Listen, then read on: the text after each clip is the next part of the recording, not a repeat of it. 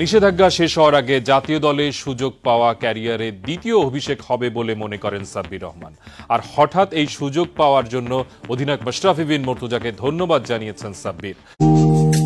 Cricket পাড়ায় কান পাতলেই শোনা যায় সাব্বিরকে একমাত্র ব্যবহার করতে পারতেন মাশরাফি বিন মুর্তজা। তিনি চলে যাওয়ার সাথে সাথে বদলে গেছেন সাব্বির। এও বলা হয় সাব্বিরকে 3 ফরম্যাটে খেলিয়ে তার ক্যারিয়ারের মেইন পয়েন্ট নষ্ট করে দেওয়া হয়েছে। কিন্তু পরিসংখ্যানও কি তাই বলে? টেস্ট না খেলিয়ে সাব্বিরকে শুধু টি20 খেলালেই কি তার ক্যারিয়ারটা লম্বা হতো? মুখের কথা আর বাস্তবতার ব্যবধানই বা কত? টি20 ক্রিকেটে সাব্বির বাংলাদেশের সেরা ব্যাটার, এতে কোনো সন্দেহ নেই। কিন্তু টেস্ট ক্রিকেটেও সাব্বিরের পারফরমেন্স আলাদা লেভেলের। প্রসঙ্গত জানিয়ে রাখা ভালো, সাব্বির রহমান তুলনামূলক ছোট দলগুলোর বিপক্ষে কখনোই টেস্ট খেলেননি।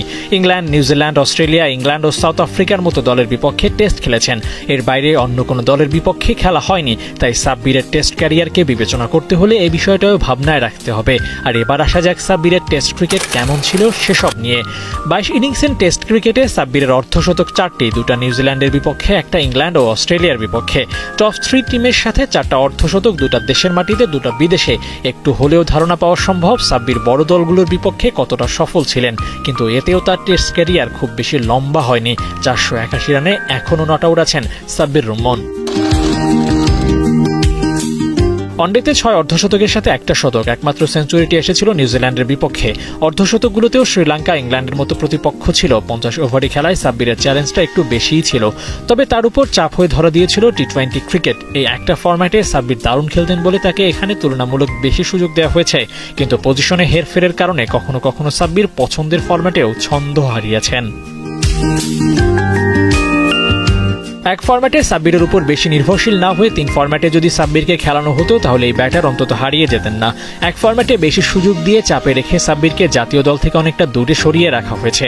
এমনটা না হলেই ভালো হতো, কিন্তু কি আর করার। টি20 স্পেশালিস্ট বানাতে গিয়ে সাব্বিরকে জাতীয় দল শুট বানিয়ে দেওয়া হয়েছে। অথচ এই সাব্বির হতে পারতেন সবচেয়ে সেরা টি20 ব্যাটার, হতে পারতেন টেস্ট ক্রিকেটের 7-8 নম্বরে দারুণ এক ব্যাটার। ওয়ানডে ক্রিকেটেও সাব্বির চমক জাগাতে পারতেন। কিন্তু সে সবার হলো কই? এখনও যদি জাতীয় দলে ফেরেন তাহলে 33 বছর বয়সে এই ব্যাটার আর কতদিনই বা সার্ভিস দিতে পারবেন? তবুও সাব্বিরের অনুরাগীদের জন্য হলেও তাকে আরও একবার জাতীয় দলে ফেরার লড়াইটা চালিয়ে যেতে হতে পারে।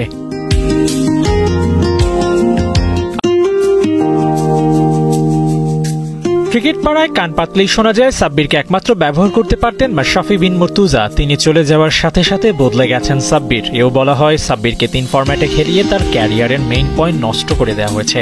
কিন্তু পরিসংখ্যানও কি তাই বলে? টেস্ট না খেলিয়ে সাব্বিরকে শুধু টি20 খেলালেই কি তার ক্যারিয়ারটা লম্বা হতো? মুখের কথা আর বাস্তবতার ব্যবধানই বা কত?